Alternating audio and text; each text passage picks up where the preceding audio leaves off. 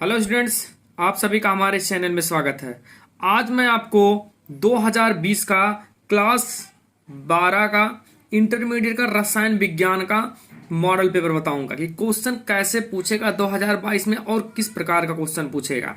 ये जितने भी क्वेश्चन है वो सारे क्वेश्चन आप सॉल्यूशन के साथ अच्छे से तैयार करके जाइएगा और जिस भी क्वेश्चन का जवाब आपको नहीं मिलेगा वो आप कमेंट में कमेंट कर सकते हैं, मैं उसका जवाब आपको तुरंत रिप्लाई करूंगा। तो अब हम देखते हैं 2020 का रसायन विज्ञान क्लास 12 का मॉडल पेपर। तो देख लेते हैं क्वेश्चन नंबर 1 क्या पूछा गया था।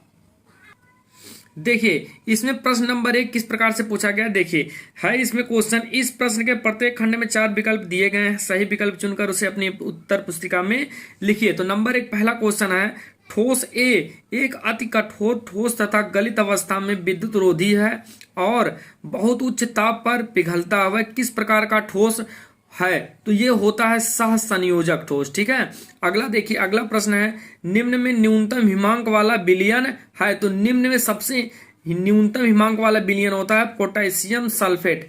और अगला देखिए, अगला क्वेश्चन है, निम्नलिखित 4 रंगीन लवणों के विलयन पृथक पृथक परख नलियों में रखे गए हैं और प्रत्येक में तांबे की एक पट्टी डुबोई गई है, कौन सा विलयन अंत में नीला हो जाएगा। तो ये होता है सिल्वर नाइट्रेट के द्वारा। ठीक है ना, अगला प्रश्न देख लेते हैं। अब देखिए अगला प्रश्न है, शून्य कोट अभिक्रिया के वेग स्थिरांक का मात्रक। तो इसका होता है मोल लीटर इनवर्स सेकंड। और अगला देखिए, सबसे अधिक क्षारीय एमीन है। तो सबसे अधिक क्षारीय एमीन होता है C2H5 का होल ट्वाइस NH। और अगला देखिए, ये है स्कार्बिक अम्ल। तो स्कार्बिक अम्ल जो होता है विटामिन सी का रासायनिक नाम ही होता है, इसका मतलब ये विटामिन सी है। ठीक है, तो इसी प्रकार का ये ऑप्शन पूछा गया था। तो अगला प्रश्न देख लेते हैं। अब देखिए प्रश्न नंबर 2 है इसमें, जो कि आपसे क्वेश्चन पूछा गया है। ये क्वेश्चन है जो कि बहुत ही सरल न्यूमेरिकल दिया गया। देखिए नंबर 1 है, एक धात्विक तत्व का क्रिस्टल जालक घनीय है, इकाई कोष्टिका के प्रत्येक किनारे की लंबाई 2 × 10⁻8 सेंटीमीटर है, धातु का घनत्व 2.5 ग्राम प्रति सेंटीमीटर क्यूब है, 200 ग्राम धातु में इकाई कोष्टिकाओं की संख्या क्या होगी। देखिए ये सारे क्वेश्चन बहुत ही सरल और आसान हैं। जिस भी क्वेश्चन का जवाब आपको नहीं मिलेगा उस सारे क्वेश्चन आप हमसे पूछ सकते हैं, कोई दिक्कत ना है। ठीक है, अभी तो मैं आपको नहीं बता सकता क्योंकि वीडियो लॉन्ग हो जाएगा और मैं लॉन्ग अभी चाहता नहीं हूँ। ठीक है, आपको नहीं लगेगा आप सवाल कमेंट में कमेंट कर सकते हैं, उसका जवाब आपको मिलेगा, एक उस पर स्पेशल वीडियो में बना दूंगा। ठीक है, अगला देखिए, गन्ने की शक्कर के 1.17 ग्राम को 25 ग्राम जल में घोलने पर विलायक का क्वथनांक 0.017 डिग्री सेंटीग्रेड बढ़ जाता है। विलायक का अणु उन्नयन स्थिरांक क्या होगा। इस टाइप के क्वेश्चन तो मैंने बहुत सारे क्वेश्चन लगाए हैं। ठीक है ना, तो उसे आप देख लीजिएगा। अगला प्रश्न देखिए, ये भी न्यूमेरिकल था। अगला तीसरा वाला प्रश्न ये भी न्यूमेरिकल है, सिल्वर नाइट्रेट के किसी विलयन से 10 ग्राम सिल्वर प्राप्त करने में 1.24 एम्पियर विद्युत धारा प्रवाहित करने में कितना समय लगेगा। इस सिल्वर का अणुभार दिया 108। ये सब बहुत ही आसान क्वेश्चन, मतलब फार्मूले पर रख दो तो भी आंसर आ जाए। ठीक है, अगला प्रश्न देखिए, ब्राउनी गति क्या है, इसका कारण क्या है, ब्राउनी गति को प्रभावित करने वाले कारक लिखिए। सारे क्वेश्चन बहुत ही सरल और आसान पूछेंगे। अगला प्रश्न देख लेते हैं। अब अगला प्रश्न देखिए, एथिलीन ग्लाइकॉल C2H6O2 के मोल प्रभाव की गणना कीजिए यदि जलीय विलयन में C2H6O2 का 20% द्रव्यमान उपस्थित है। इस प्रकार का क्वेश्चन प्रत्येक वर्ष पूछा जाता है। ठीक है, अगला क्वेश्चन देखिए, कोलराउस नियम क्या है, इसके द्वारा दुर्बल विद्युत अपघट्ट के वियोजन कोट की गणना किस प्रकार करते हैं। तो देखिए कोलराउस नियम इस बार 2022 में कर दिया गया, लेकिन आप इसको भी अच्छे से पढ़ लीजिएगा। ठीक है, अगला प्रश्न देख लेते हैं। अगला प्रश्न देखिए, उत्प्रेरक वर्धक तथा उत्प्रेरक विष को उदाहरण सहित स्पष्ट कीजिए। इसे तो मैंने बहुत अच्छे से आप लोगों को तैयार करा है, उसे आप अच्छे से याद करके जाइएगा उदाहरण के साथ। अगला देखिए, उत्कृष्ट गैसों के आयनन विभव उच्च होते हैं क्यों। ये आप लोग डी ब्लॉक पढ़ लीजिएगा, उसमें सारा क्वेश्चन आपको जवाब मिल जाएगा। अगला देखिए, नियान के प्रमुख उपयोग लिखिए। इसे भी आप लोग पी ब्लॉक में पढ़ लेना, जो है उत्कृष्ट गैस अर्थात शून्य वर्ग के तत्व के बारे में। ठीक है, अगला प्रश्न देख लेते हैं। अगला प्रश्न देखिए, अगला प्रश्न है इसमें, पायरोलुसाइड से पोटेशियम परमैंगनेट बनाने का वर्णन कीजिए तथा इसकी ऑक्जेलिक अम्ल से अभिक्रिया का रासायनिक समीकरण लिखिए। पायरोलुसाइड का मतलब समझते हैं एस्टिक अम्ल होता, उसे आप अच्छे से देख लीजिएगा। ठीक है, अगला प्रश्न देखते हैं। आप अगला प्रश्न देखिए, एथिल एमीन बनाने का रासायनिक समीकरण लिखिए तथा निम्न के साथ इसकी रासायनिक अभिक्रियाओं के समीकरण भी लिखिए। अब इसमें देखिए नंबर एक पहला किसके साथ, क्लोरोफॉर्म तथा एल्कोहलिक KOH के साथ क्रिया कराना है।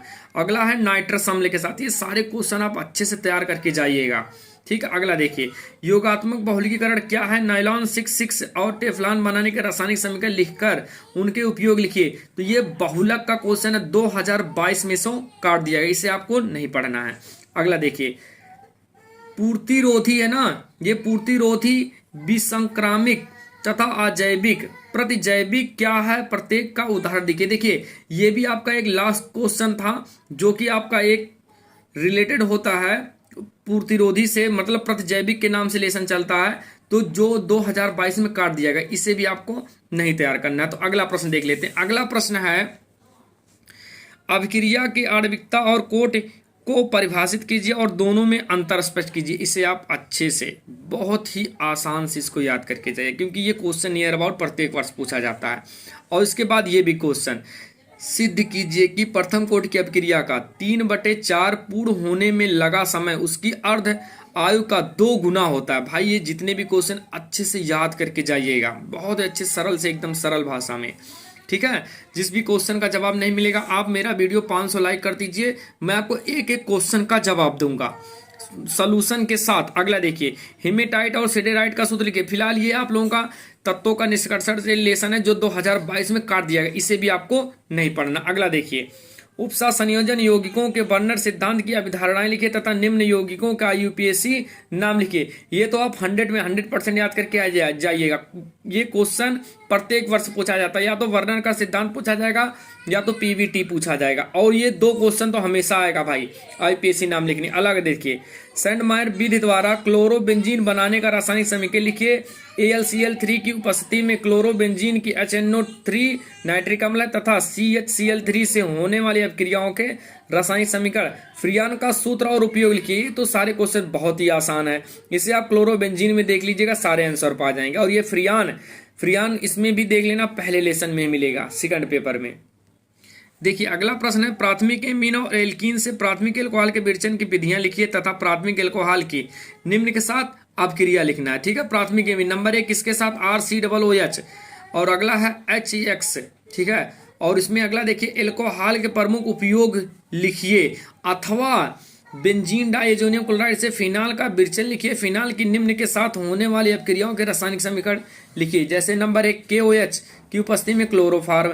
अगला देखिए, NaOH के साथ क्रिया कराना। और अगला है सांद्र HNO3 तथा सांद्र H2SO4। इन तीनों के साथ क्या करना है, रासायनिक समीकरण लिखना है, ठीक है। अगला प्रश्न देख लेते हैं अब, क्या होता है जब केवल रासायनिक समीकरण लिखिएगा, ठीक है। जैसे नंबर 1 है, बेंजल्डिहाइड की क्रिया सेमी कार्बाजाइड से होती है, तो क्या बनेगा। अगला देखिए, कीटोन एथिलीन ग्लाइकॉल से अपक्रिया करता है, तो क्या बनेगा, रासायनिक समीकरण लिखना है। अगला देखिए, प्रोपेनोन को बेरियम हाइड्रोक्साइड के साथ गर्म किया जाता है, तो सिर्फ रासायनिक समीकरण लिखना आपको। और अगला है, RCOOH को फास्फोरस पेंटाक्लोराइड के साथ गर्म किया जाता है, तो क्या बनेगा, ठीक है। अगला है, बेंजल्डिहाइड को NaOH के साथ गर्म करते हैं, तो क्या बनेगा। सिर्फ और सिर्फ आपको रासायनिक समीकरण लिखना। अथवा देखिए, एल्डिहाइड बनाने की 3 समान विधियों का रासायनिक समीकरण लिखिए तथा निम्नलिखित क्रियाओं को लिखिए। ये एल्डोल लिखना था, क्या, एल्डोल संघनन, ठीक है, ये एल्डोल संघनन है। अगला है, कैनिजारो अपक्रिया। और अगला प्रश्न देख लेते हैं अब। अगला प्रश्न है, फास्फीन बनाने की प्रयोगशाला विधि का वर्णन कीजिए तथा इसकी कॉपर सल्फेट विलयन के साथ अपक्रिया का रासायनिक समीकरण लिखना है, ठीक है। और अगला देखिए, प्रयोगशाला में सल्फर डाइऑक्साइड या SO2 है बनाने का रासायनिक समीकरण लिखिए तथा इसकी अम्लीय पोटेशियम परमैंगनेट विलयन से अपक्रिया का रासायनिक समीकरण लिखना है, ठीक है। अथवा ओस्टवार्ड विधि द्वारा HNO3 नाइट्रिक अम्ल, भाई 2022 में भी पूछा जाएगा यही क्वेश्चन, या तो नाइट्रिक अम्ल पूछा जाएगा 2022 में, या तो सल्फ्यूरिक अम्ल। वैसे सल्फ्यूरिक अम्ल काट दिया गया, H2SO4, तो यही पूछेगा। HNO3 लॉन्ग क्वेश्चन में पूछेगा। ऐसे सेम क्वेश्चन पूछेगा, कॉपर के अपक्रिया व सांद्र HNO3 के साथ अपक्रिया लिखना है। फास्फोरस की अपक्रिया द्वारा सांद्र HNO3 नाइट्रिक अम्ल के साथ अपक्रिया लिखना है। ये सारे क्वेश्चन अच्छे से याद करके जाएगा। अगला प्रश्न देखते हैं अब, ग्लूकोज बनाने की 2 विधियों का रासायनिक समीकरण देते हुए लिखिए। इसकी हाइड्रोक्सिल एमीन और एसिटिक एनहाइड्राइड के साथ होने वाली अपक्रियाओं के रासायनिक समीकरण लिखिए और यह बताइए कि इन अपक्रियाओं से क्या प्रमाणित होता है। ग्लूकोज के प्रमुख उपयोग भी लिखिए। ठीक है, ये सारे क्वेश्चन आप अच्छे से तैयार करके जाइएगा। अगला प्रश्न देख लेते हैं। अगला प्रश्न है विटामिन क्या है। वसा में विलेय विटामिनों के अणुसूत्र, रासायनिक नाम एवं महत्व लिखिए और इनकी कमी से होने वाले रोग के नाम भी लिखिए। ये लॉन्ग क्वेश्चन था, लास्ट क्वेश्चन है ये भी।